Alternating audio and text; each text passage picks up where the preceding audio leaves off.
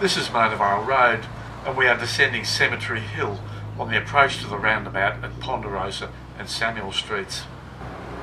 In 1998, a truck carting gravel from Pittwater Council's Ingleside depot missed its gears at the top of the hill, and out of control it accelerated downhill to an excess of 160 km per hour. Roads and Maritime Services only recently admitted to this calculation. It's a conservative minimum that it will not elaborate upon. The truck careered through the roundabout, crushing a car and killing a man. Then it ran on to land on top of a house, also killing a little girl who was hanging up decorations for her birthday party that very day.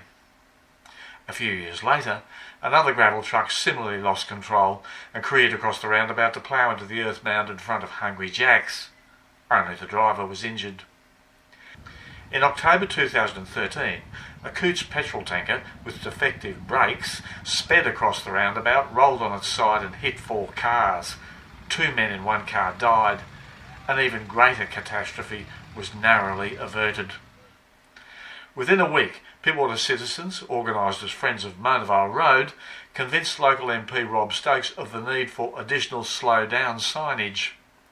Steep descent and truck and bus must use low gear signs were subsequently installed on Cemetery Hill. Inadequate signage could no longer be an excuse for speeding trucks. Regulation 108 of the New South Wales Road Rules 2014 states that where there is such signage, the driver must drive the truck or bus in a gear low enough to limit the speed without use of a primary brake. In paragraph 4, a primary brake is defined as the foot brake or other brake fitted to a truck or bus that is normally used to slow or stop the vehicle.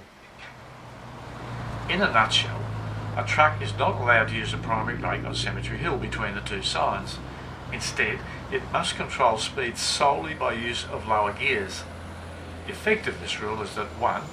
The primary brakes, both foot and exhaust, remain available in case of emergency. 2. The downhill speed of the truck is limited to something like 20 km per hour when the rule is obeyed. This ensures the vehicle is always under control, an important consideration now that B-double trucks are permitted to weigh up to 92 tonnes. When a truck's brake lights come on, the primary brake's in use. Many trucks and buses continue to ride their primary brake down Cemetery Hill, breaking the law and risking another disaster at the Ponderosa and Samuel Street roundabout. 12 months ago, then Planning Minister Rob Stokes announced the Ingleside land release for up to another 10,000 people. In this plan, there's no provision for a supermarket or a high school. Inevitably, those 10,000 people will be driving cars down Cemetery Hill to Monavale. It is clear from this footage that the potential for catastrophe is high. Following the tanker crash, the Monavale Road East upgrade, taking in Cemetery Hill, was prioritised for safety reasons.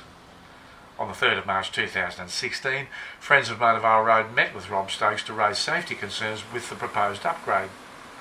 At a follow-up meeting in July 2017, the Minister for Roads Infrastructure Advisor and the head of the Roads and Maritime Services promised further discussions with construction staff. This never happened. After 2 months, Friends of VALE Road rang the 1800 toll-free RMS contact number, and construction agreed to meet them on 21 of September this year.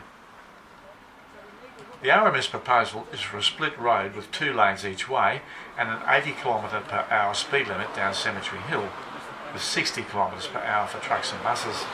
Traffic lights are to replace the existing roundabout. But already there are significant queues at this roundabout, and the Ingleside development will without doubt generate even longer queues at these lights, ready for the next runaway truck. The only safety proposal, and a limited one at that, is for a truck arrestor bed on the descending road, and that on the left-hand side only. A truck in the right lane might not be able to cross to the left so as to be able to use the arrestor bed. Actually go into the truck arrestor bed. If there's not a whole heap of traffic on the inside lane, if there's a whole heap of traffic on the inside lane, he's got no chance of getting down there, and then his only way to come down here is to come down here straight into the roundabout. The RMS representative could not, or perhaps would not, understand this problem. He stated that the construction plans have been approved and that's what will be constructed. So much for resident input. It has been 5 years since Friends of Mona Vale commenced discussions with the RMS, 20 months since we got an appointment with Stokes, and 2 months since we met the head of the RMS. Stokes and his office have consistently told us that once the project is budgeted in 2017-18, the details for this safety upgrade can be finalised. Yet here we are with tenders to be called in November 2017 and no resident safety concern has been addressed at all.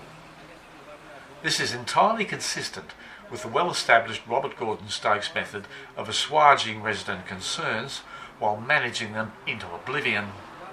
Stokes makes you think that you are in the tent until you realise, too late, that he's really left you high and dry. This is what Friends of Mona Vale Road want in the best interests of all future users of Cemetery Hill. 1. Gravel arrestor beds on both sides of the descending lanes of Cemetery Hill. 2. A safety escape ramp halfway down Cemetery Hill. 3. An overpass for Mona Vale Road at the existing roundabout. 4. A truck and bus speed limit of 30 km per hour. 5. A speed camera for trucks and buses descending Cemetery Hill. 6. A concrete separation barrier between ascending and descending lanes. Now the RMS argues that it only builds to a minimum 80 km per hour standard. Friends of Mona Vale Road say that this is a recipe for disaster because the speed potential for a runaway 92-tonne B-double truck coming down Cemetery Hill is probably as high as 300 km per hour. Roads and Maritime Services, RMS, also claims there's insufficient available width to build an overpass with battered sides. We say just do the same as at North Ryde, where Epping Road overpasses Lane Cove Road using reinforced earth embankment technology. The unsafe situation being created on Cemetery Hill boils down to decisions made by politicians and bureaucrats. As a resident of Pittwater, will you be happy to queue at the proposed traffic light at the bottom of Cemetery Hill?